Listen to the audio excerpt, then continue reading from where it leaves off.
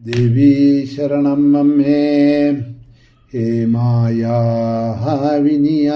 വേഷമണിയും ദേവീ അനാഥർക്കു നീ രോമാഞ്ചാവൃതി നൽകിടുന്നു കരുണാലീലാവിലാസങ്ങളാൽ.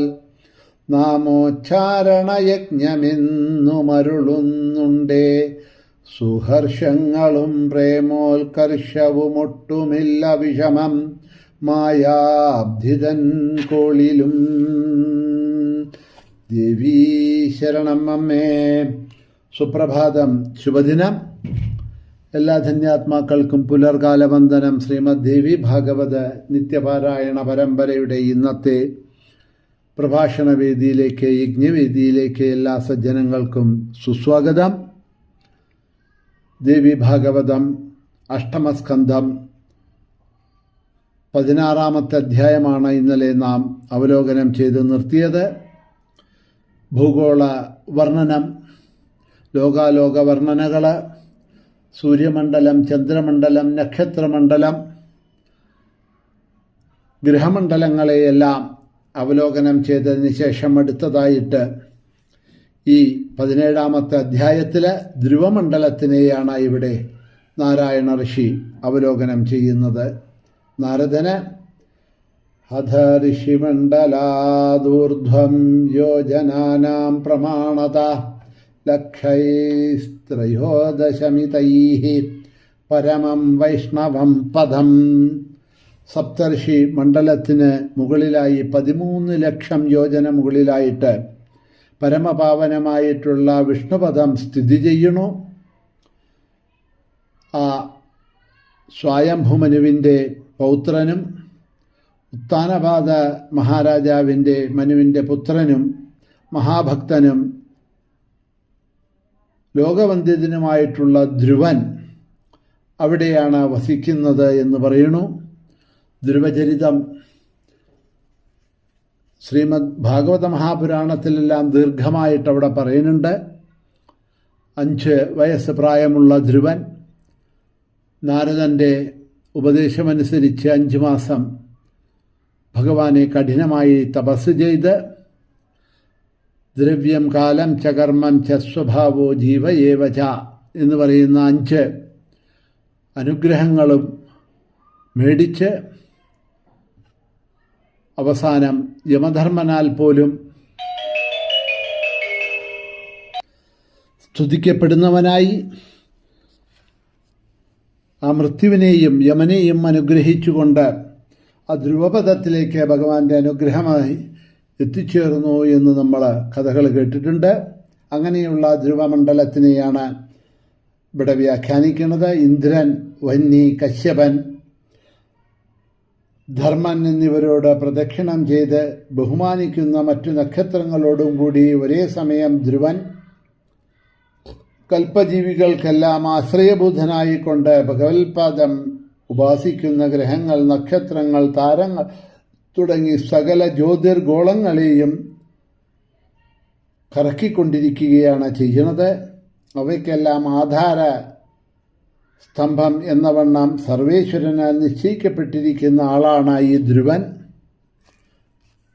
ദേവപൂജിതനായിട്ടുള്ള ധ്രുവൻ സ്വന്തം തേജസ്സുകൊണ്ട് സകലതിനെയും പ്രകാശിപ്പിച്ചുകൊണ്ട് ശോഭിക്കുന്നു.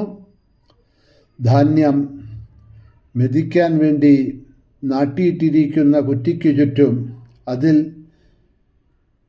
കെട്ടിയിരിക്കുന്ന കാളകളെപ്പോലെ ജ്യോതിർമണ്ഡലങ്ങൾ 3 നേരവും ധ്രുവനെ തന്നെ വലംബിക്കുന്നു. ഇങ്ങനെ ഗ്രഹങ്ങളും നക്ഷത്രങ്ങളും എല്ലാം യഥാക്രമം കാലചക്രത്തിനകത്തും പുറത്തുമായിട്ട് നിയോഗിക്കപ്പെട്ടിരിക്കുന്നു. അവരെ വായുപ്രേരിതരായി ധ്രുവനെ തന്നെ ആശ്രയിക്കുന്നു. ആകാശത്തെ പരുന്ത് തുടങ്ങിയ പറവകളെ എങ്ങനെയോ അതുപോലെ ഈ കൽപ്പത്തിൻ്റെ അന്ത്യം വരെ സഞ്ചരിക്കുന്നു. അവരെല്ലാം കർമ്മസാരഥികളും വായു വശഗതരുമാണ്. ഇങ്ങനെ പുരുഷനും പ്രകൃതിയും ഒരുമിച്ച് ചേർന്ന് അനുഗ്രഹിച്ചിരിക്കുന്നതിനാൽ ജ്യോതിർഗണങ്ങളിലൊന്നും ഭൂമിയിൽ വീണുപോകുന്നില്ല. ചിലർ ഭഗവാന്റെ യോഗമായി ആശ്രയിച്ചിരിക്കുന്നു ഈ ജ്യോതി ചക്രത്തെ യോഗധാരണാകർമ്മത്തിന് ഉപയോഗപ്രദമാകുന്ന വണ്ണത്തിൽ ശിശുമാര രൂപത്തിൽ, ഒരു മുതലയുടെ രൂപത്തിൽ വർണ്ണിക്കുന്നുണ്ട്. ശിരസ് പിന്നോക്കമായി വളഞ്ഞിരിക്കുന്ന ഒരു മുതലയുടെ വാലിൻ തുമ്പിൽ ഉത്താനപാദപുത്രനായ ധ്രുവൻ ഇരിക്കുന്നതായിട്ട് വേണമെങ്കിൽ നമുക്ക് ആ ധ്രുവപദത്തിനെ കൽപ്പിച്ചെടുക്കാം. ആ വാലിൽ തന്നെയാണ് കൽമഷരഹിതനായിട്ടുള്ള കശ്യപ പ്രജാപതിയും സുരപൂജിതനായ അഗ്നി, ഇന്ദ്രൻ, ധർമ്മൻ മുതലായവരൊക്കെ സ്ഥിതി ചെയ്യണത്. ആ വാലിൻ്റെ ചുവട്ടിൽ സൃഷ്ടികർത്താവായ ബ്രഹ്മാവും കടിപ്രദേശത്ത് സപ്തർഷികളും വലത്തോട്ട് വളഞ്ഞ് കുണ്ടലാകൃതി പൂണ്ട് ശരീരത്തിൻ്റെ വലതുഭാഗത്തായി ഉത്തരായണ നക്ഷത്രങ്ങളും അഭിജിത്ത് തുടങ്ങിയ 14 നക്ഷത്രങ്ങൾ, ഇടതുഭാഗത്തായി ദക്ഷിണായന നക്ഷത്രങ്ങൾ, പൂയം മുതലായിട്ടുള്ള 14 നക്ഷത്രങ്ങൾ സ്ഥിതി ചെയ്യണു. കുണ്ടലാകൃതിയിലുള്ള ഇതിൻ്റെ ഇരുപാർശ്വങ്ങളിലെയും അവയവങ്ങളായ എണ്ണത്തിൽ തുല്യങ്ങളാണ്. പൃഷ്ഠഭാഗത്ത് അജവീഥി, ഉദരത്തിൽ ആകാശഗംഗ, വലതും ഇടതുമുള്ള നിതംബങ്ങളിൽ പൂർണ്ണതവും പൂയവും പുണർദവും പൂയവും, വലത്തെയും ഇടത്തെയും കാലുകളിലെ തിരുവാതിരയും ആയില്യവും, വലത്തേതും ഇടത്തേതും നാസാദ്വാരങ്ങളിലെ അഭിജിത്തും ഉത്രാടവും, വലത്തെയും ഇടത്തെയും കണ്ണുകളിലെ തിരുവോണവും പൂരാടവും സ്ഥിതി ചെയ്യണു എന്ന് ആണ് സങ്കല്പിക്കപ്പെട്ടിരിക്കുന്നത്. വലത്തെയും ഇടത്തെയും ചെവികളിലെ അവിട്ടം, മൂലം എന്ന നക്ഷത്രങ്ങൾ, മകം തുടങ്ങിയിട്ട് ദക്ഷിണായന നക്ഷത്രങ്ങളെ ക്രമമനുസരിച്ച് ഇടത്തെ വാരിയെല്ലുകളിൽ സ്ഥിതി ചെയ്യണു. അതുപോലെ മകീരം തുടങ്ങിയ ഉത്തരായണ നക്ഷത്രങ്ങളെ 8 വലത്തെ വാരിയലുകളിൽ പ്രതിലോമങ്ങളായിട്ട് നിൽക്കണു. ചതയവും കേട്ടയും വലത്തെയും ഇടത്തെയും സ്കന്ധങ്ങളിൽ യഥാക്രമം നിൽക്കണു. മേൽത്താടിയെല്ലിൽ അഗസ്ത്യനും കീഴ്ത്താടിയെല്ലിൽ യമനും മുഖത്തെ കുജനും ഉപസ്ഥതിയിൽ ശനിയും നിൽക്കണു. പിൻകഴുത്തിലെ ബൃഹസ്പതിയും മാറിടത്തിലെ ഗൃഹാധിപനായ അർക്കനും സൂര്യനും, ഹൃദയത്തിൽ നാരായണനും മനസ്സിൽ ചന്ദ്രനും സ്ഥിതി ചെയ്യണു. സ്ഥലങ്ങളിൽ അശ്വിനീദേവന്മാരും നാഭിയിൽ ശുക്രനും, പ്രാണ അപാന വായുക്കളിൽ ബുധനും, ഖണ്ഡത്തിൽ രാഹുകേതുക്കളും സ്ഥിതി ചെയ്യണു. രോമകൂപം ഓരോന്നിലുമായിട്ട് താരാസമൂഹങ്ങൾ, നക്ഷത്ര സമൂഹങ്ങൾ നിലനിൽക്കണു. ശ്രീഹരിയുടെ സർവദേവമയമായ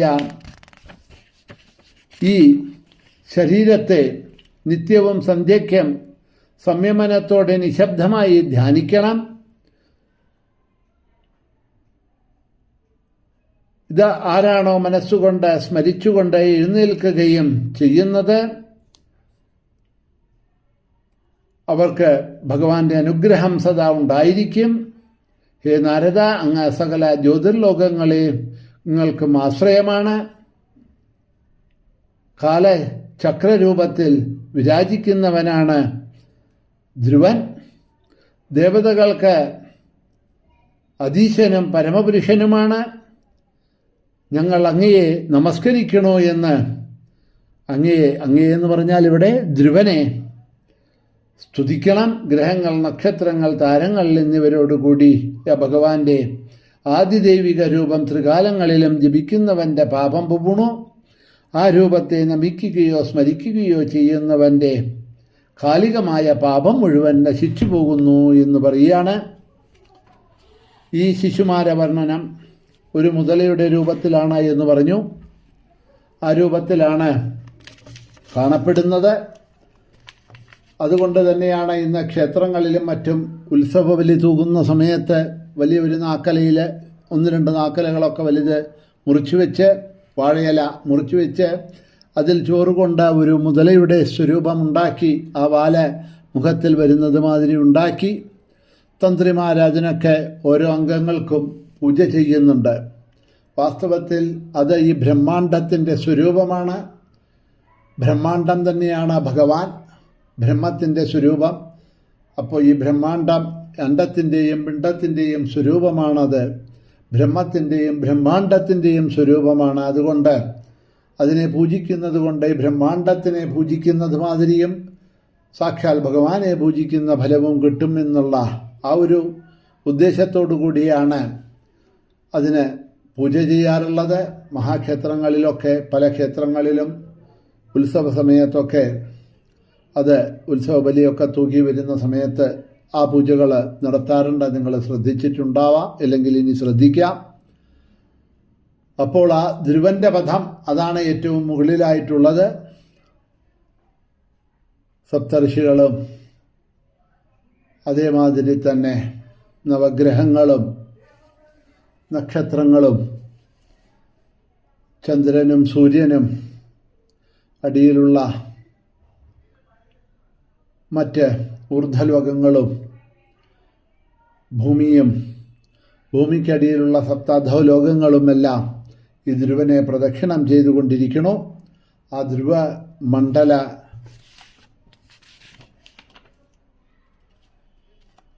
ആണ് അവിടെ പ്രകീർത്തിച്ചത്. ഇതോടുകൂടിയിട്ട് ഇവിടെ 17-ാമത്തെ അധ്യായം സമാപിക്കുകയാണ്. മാത്രമല്ല 6-ാം ദിവസത്തെ പാരായണം ശ്രീമദ് ഭാഗവത ദേവി ഭാഗവത നവാഹ വിധി അനുസരിച്ചുള്ള നമ്മളുടെ